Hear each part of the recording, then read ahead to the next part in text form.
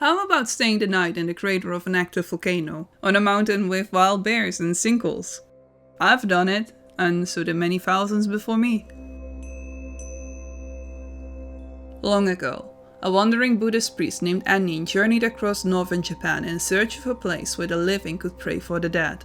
Guided, it is said, by a vision of a sacred mountain that resembled the Buddhist image of hell, he traveled through the wilds of Aomori.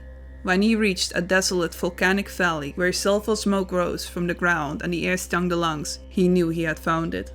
This was Osorezan, Dread Mountain. For the modern human, a whole different level of hell, as there is no Wi-Fi or cell phone service, and also no pizza. The footage in this video was filmed 2 years ago during my own 3-day visit, but I didn't film or take photos inside the temple out of respect.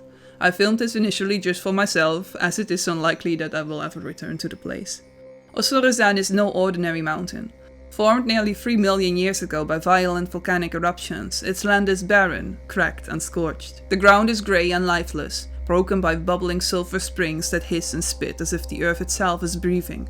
The stench of brimstone fills the air, and the silence is broken only by the sound of the wind. It's kind of like someone left a whole shipment of eggs out in the sun, really. Yeah, it's not winning any tourism awards for fragrance. Anyway, in the 9th century, priest Annin founded the Osorezan Bodaiji Temple on this site. From that time onward, the mountain became a sacred place of pilgrimage, believed to be the borderland between the world of the living and the realm of the dead. So yeah, you basically buy a return ticket to hell when you visit this place, which I think is pretty cool.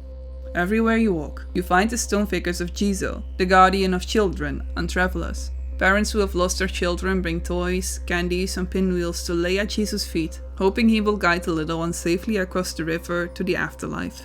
It's a sight that is both tender and haunting.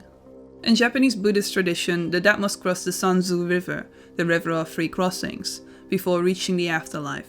Here at Osorezan, pilgrims believe this very river flows. Monks and pilgrims pray here, chanting sutras so that these souls may finally rest in peace. And yet, amid this hellish landscape lies paradise.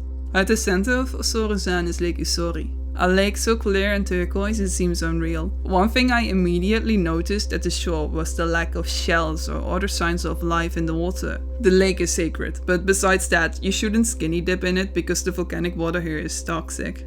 Another cool thing, during the annual festival in the summer, blind female shamans known as Itako gather here. These women, often trained from childhood, perform rituals in which they are believed to channel the voices of the dead. The duality of Osorezan is striking. It is a place where suffering and peace exist side by side. For over 1,000 years, pilgrims have traveled across Japan to come here. Some seek to pray for the souls of their ancestors. Others come to confront their own fears of death. And some simply wish to see the place where earth and afterlife are set to meet. Osorezan is not for everyone. Its air is heavy, its land is stark, but for those who walk its paths, it leaves an impression that never fades. Over-tourism is a current issue in Japan, but the problematic tourism is mostly concentrated in certain times of the year in the main cities of Japan. If you educate yourself in Buddhist etiquette, know that a visit to Osorezan supports the temple and its maintenance. The temple is equipped with overnight lodging, and your stay includes a vegetarian, alcohol-free dinner and breakfast. Guests are welcome to join the morning prayer. Again, I didn't film this out of respect, but honestly, some things are better captured with your own senses than with a camera. When I look back on the videos and photos I took, I can smell and feel the air. And yeah, although it does smell sort of like rotten eggs, I personally got used to it very quickly and it didn't bother me at all. I went there during the summer when temperatures were so high I had the onsen all to myself. And yes, I absolutely had to slow cook myself in boiling hell water. In case the volcano part sounds a bit iffy, please note that the last eruption was over 10,000 years ago.